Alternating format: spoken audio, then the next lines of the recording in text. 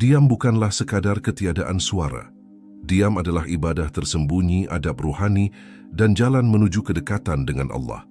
Dalam tradisi Islam, terutama dalam khazanah tasawuf, diam dipandang sebagai salah satu bentuk hikmah terbesar, sebab lisan manusia adalah sumber kebaikan sekaligus sumber kebinasaan.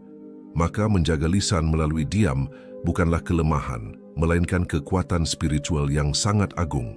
Rasulullah Shallallahu Alaihi Wasallam pernah bersabda, "Barang siapa yang beriman kepada Allah dan hari akhir, hendaklah ia berkata baik atau diam."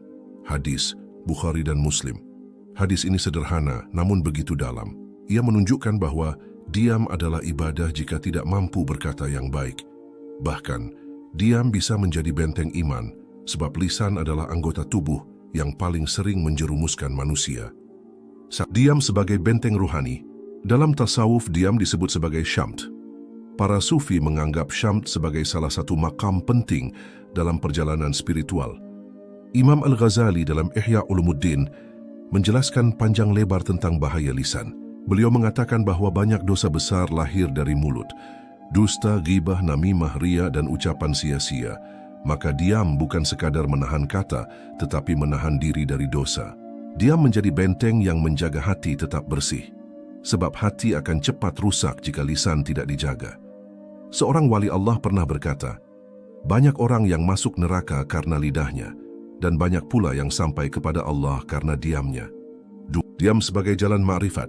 Diam tidak hanya menjaga dari dosa, tetapi juga membuka jalan menuju ma'rifatullah, pengenalan hakiki kepada Allah.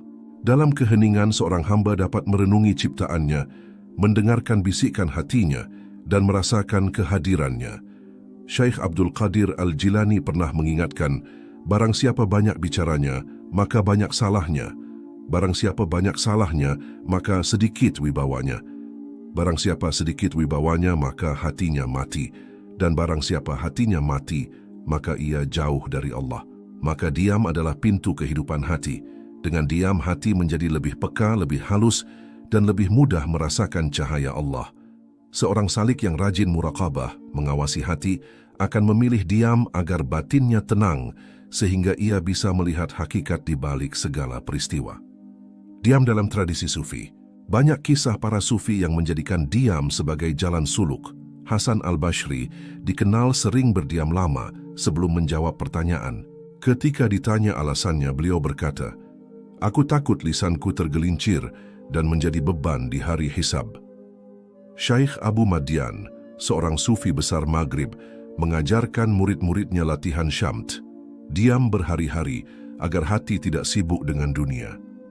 Rabi'ah al-Adawiyah sering berdiam diri dalam khalwatnya, menghindari banyak bicara agar pikirannya hanya tertuju kepada Allah.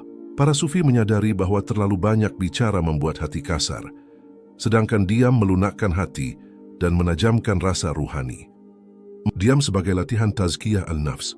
Tazkiyah al-nafs atau penyucian jiwa adalah inti dari tasawuf. Salah satu jalannya adalah dengan melatih diam. Ketika seseorang berdiam diri, nafsunya tidak diberi ruang untuk pamer, untuk berdebat, atau untuk menonjolkan ego.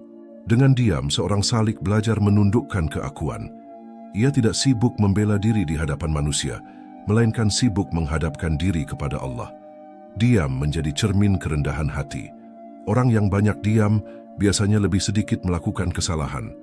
Ia tidak tergesa-gesa menilai orang lain, tidak suka membicarakan aib, dan tidak mudah marah. Inilah tanda bahwa nafsunya mulai tenang, nafs al-mutmainnah. Diam sebagai zikir yang tersembunyi. Ada diam yang hampa, tetapi ada pula diam yang penuh zikir. Inilah diam yang dimaksud para sufi, diam di lisan, tetapi hati sibuk menyebut nama Allah. Seorang salik bisa duduk diam tanpa kata-kata, namun di dalam hatinya ia berzikir la ilaha illallah. Tidak ada yang tahu, tetapi Allah Maha mengetahui. Diam seperti ini adalah ibadah yang tulus, tanpa ria, tanpa pamrih. Bahkan dalam kondisi hening, zikir hati terasa lebih kuat. Tidak ada gangguan kata-kata sia-sia. Hanya ada hamba dan Tuhannya. Inilah yang disebut sebagian ulama sebagai diam yang bertasbih.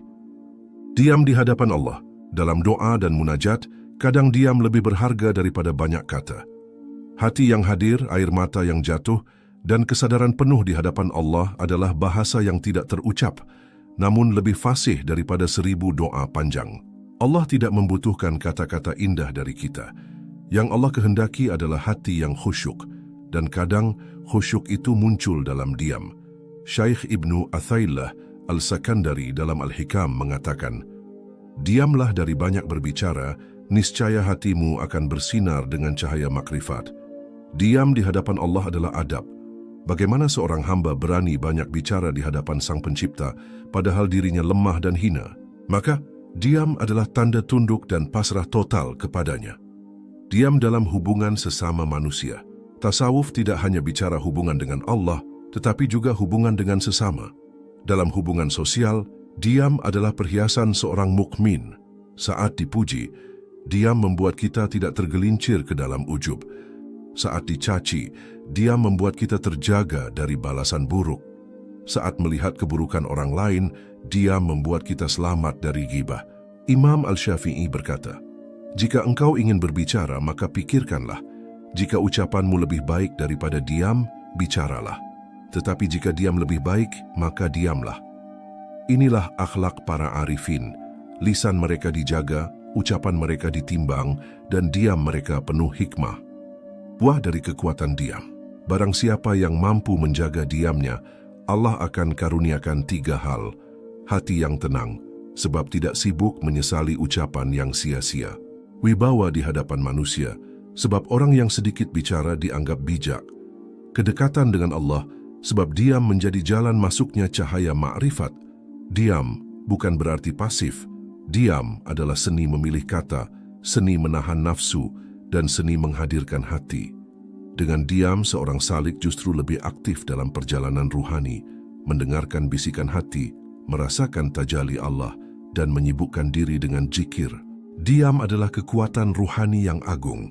Dalam tasawuf, diam bukan sekadar berhenti berbicara, tetapi jalan untuk mendekat kepada Allah. Diam menjaga lisan dari dosa, membersihkan hati dari kesibukan dunia, menundukkan nafsu, dan membuka pintu ma'rifat. Jika kita mampu menguasai kekuatan diam, maka kita akan menemukan ketenangan yang hakiki. Sebab dalam diam ada zikir, dalam diam ada cahaya. Dan dalam diam, seorang hamba bisa merasakan kedekatan yang mendalam dengan Allah Ta'ala.